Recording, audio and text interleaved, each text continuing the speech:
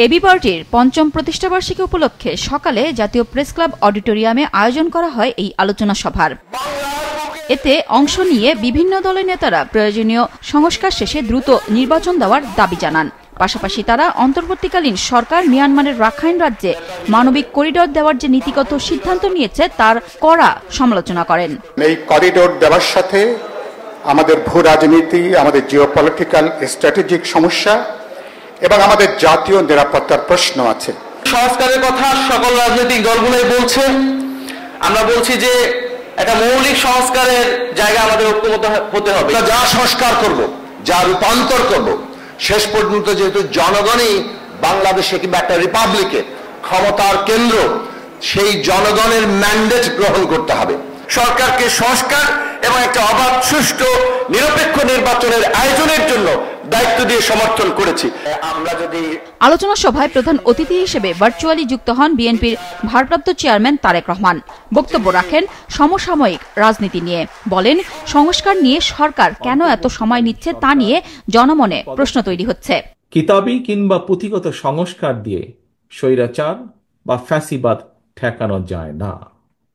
সংবিধান বা আইন না মানের কারণেই মানুষ ফ্যাসিবাদী হয়ে ওঠে। জনগণকে রাজনৈতিক এবং অর্থনৈতিক ক্ষমতা নিশ্চিত করা না গেলে শেষ পর্যন্ত কোনো সংস্কারই বোধহয় টেকসই হয় না। এ কারণে বিএনপির ভারপ্রাপ্ত চেয়ারম্যান বলেন, সুকৌশলে দেশে এমন আবহ তৈরি করার চেষ্টা চলছে যেন নির্বাচনের কথা বলাই অপরাধ।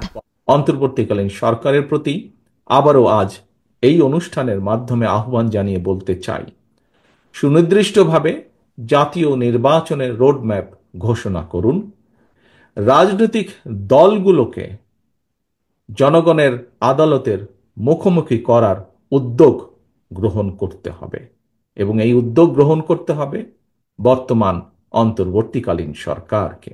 তিনি প্রশ্ন রাখেন, যারা গত 3টি নির্বাচনে সংবিধান লঙ্ঘন করেছেন, সেই সংবিধান লঙ্ঘনের দায়ে অভিযুক্তদের আগামী দিনের রাজনীতিতে অপ্রাসঙ্গিক করে দিতে অন্তর্বর্তী সরকার কি পদক্ষেপ নিয়েছে।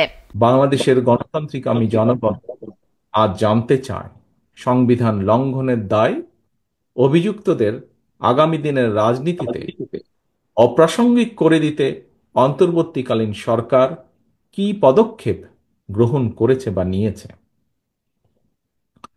ব্লেম গেম দিয়ে দায়িত্ব এড়ানোর কিন্তু কোনো সুযোগ নেই। অন্তর্বর্তীকালীন সরকার পদক্ষেপ নিতে ব্যর্থ হলে আমি দৃঢ়ভাবে বিশ্বাস করি জনগণের ভোটে নির্বাচিত সরকার আগামী দিনে অবশ্যই সংবিধান লঙ্ঘনের দায় অভিযুক্তদের বিরুদ্ধে আইনগত ব্যবস্থা নেবে। জাতীয় নির্বাচনের আগে স্থানীয় নির্বাচন হলে আওয়ামী লীগের পুনর্বাসন হতে পারে এমন আশঙ্কার কথাও জানান বিএনপির ভারপ্রাপ্ত চেয়ারম্যান তারেক রহমান। স্থানীয় নির্বাচন পলাতক স্বৈরাচারের জন্য পুনর্বাসিত হওয়ার একটি সুবর্ণ সুযোগ। নুরুন নাহার উইলি, মাছরাঙা সংবাদ, ঢাকা। এই ব্যাপারে সকল নেতাকর্মীর প্রতি আমার আন্তরিক শুভেচ্ছা থাকলো, শুভকামনা থাকলো।